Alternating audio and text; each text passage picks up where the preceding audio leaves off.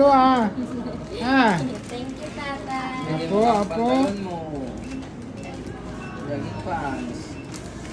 Ito, mga inaanak ko Yung sa naman kasal daw ko. pwedeng open. Estudyante ko yung isa. Dati, Hawak ko lang ah. taga-pinto ko to. Thank you ka Anak kay na nila, ako tatay. na to. So, nagkataon kumuha mo rito sa 7-Eleven. Anong mami? Galing na sila ng Manila kung na ito. Bakasyon.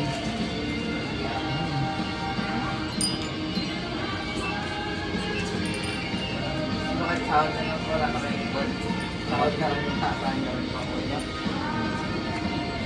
Pupunta kayo